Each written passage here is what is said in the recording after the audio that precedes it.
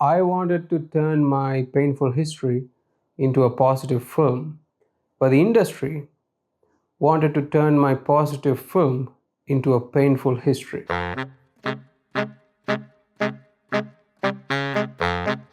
For years, I have been struggling to make a film and I wasn't going anywhere. My parents paid a lot of money for film school, and I graduated with all these papers saying I knew stuff. That means I should be good at filmmaking, right? Right? It wasn't true. My parents didn't pay shit. They did believe in education, just not mine. They were very happy about how well other kids did in school. They used that to mock me, try to make me feel small. I don't think it worked. I don't feel small. I only feel big, long, specifically in the morning. So, boo hoo to my parents. They have no idea how far I have come. Anyway, one day I got an email from a rep at a well known studio. She offered me a chance to pitch an idea. I said yes because of the economy. To check if she was real, I looked her up on Instagram. She posted a lot of photos of anti war protest, bikinis, and fine dining. I was confused between war, lifestyle, and beach. What emotion should I feel? Sorry, horny, angry, or all at once? Pornhub thumbnails have clear messaging. Instagram, not so much. Turned out she was real. But I had a problem. I didn't know how to write for TV. I only know how to write films that stream on TV. So I started watching a lot of TV, hoping that I could learn how to write for TV. And I began with Baywatch. Watched a lot of Baywatch. I wasn't writing, but I was learning about gravity, motion. At lunch, I pitched my idea to the studio rep. For privacy, let's call her Salmon. Because in every meeting, if she ate fish, it's salmon. Only salmon. Doesn't she know there are other fish in the sea? Or salmon is the only fish she sees? Can someone be fish racist? What do we call that? Fascist. I mean, it's called seafood, not sea salmon. Fish supremacy is ruining this world. The meeting went okay, and I was looking for a story idea. Then I remembered my grandpa told me about his grandpa during colonialism. I took that tragic story and wrote it from the point of view of a young boy who hoped a better future for everyone. Technically, I turned tragedy into a positive script. Was that word? Remarkable. It was remarkable. I pitched the one line to Salmon and she loved it. She loved it so much, she let me make all the creative decisions. I felt proud. For a guy who doesn't feel anything anymore, that was something. Salmon made me feel good. Hold on. When I think about it, it's kind of fishy because I didn't want to make all the decisions. But she kept asking me what to do. I began managing my manager. I felt like an algorithm. Does that mean now I have to suggest thirst traps? Isn't that odd that billion-dollar algorithm suggests thirst traps? Doesn't that count as pimping? Is social media algorithm a giant pimp? Anyway, I finished the script and sent it to Salmon. I was hopeful. A week later, she hit me back.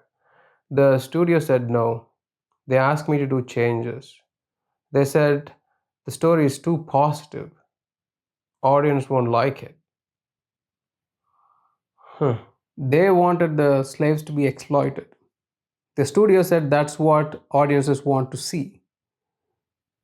I said no. I have creative dignity. I can accept the low pay, but not mistreatment. But they warned me comply or we will ruin your career. Anywhere you go. They said they will do anything to silence me. I don't know what to do. If my father were rich, I could have said, do you know who my father is? I can't because he doesn't even know who he is. So, yeah, as a broke person, I have the illusion of rights. I know that. If one thing I'm sure about my rights, it is that I have none. Compared to a rich person, I'm a stain on a garbage bin. Not even the garbage collector wants to pick me up. I accepted this project hoping to get promoted from stain to bin. I mean, a plastic bin. I only become a metal bin once I get discovered by other garbage bins. So, yeah, art. At the end, I gave up my creative dignity because I wanted to get somewhere in my career. So, I made the changes, turned my positive story into a slave labor exploitation drama. The studio loved it, Salmon loved it. She even hugged me.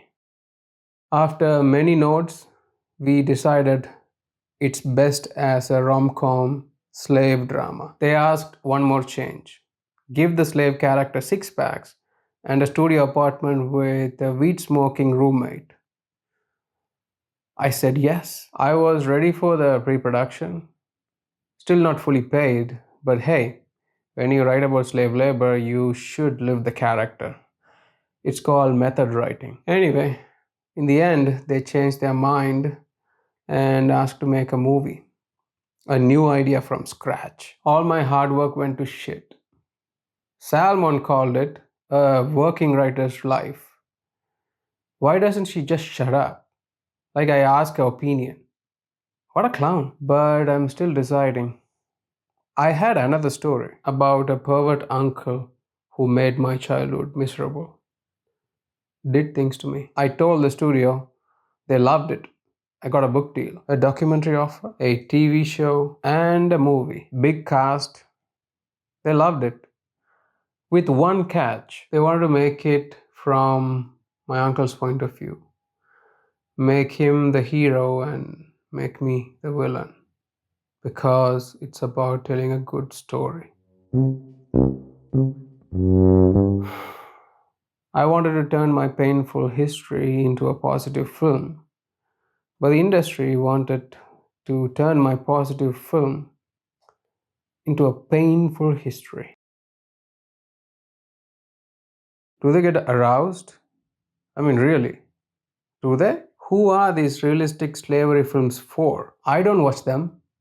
Nobody I know watches them. It's not Django Unchained. It's more like putting Django back in chains. Maybe they're trying to build empathy. Is that the point? But isn't empathy a weakness? If that's true, if empathy is a weakness, what happens when they remake Django Unchained? They'll remove empathy and make Django the villain. So Calvin Candy becomes the hero. What will they call it? Calvin Candy's Whip or Cool Whip.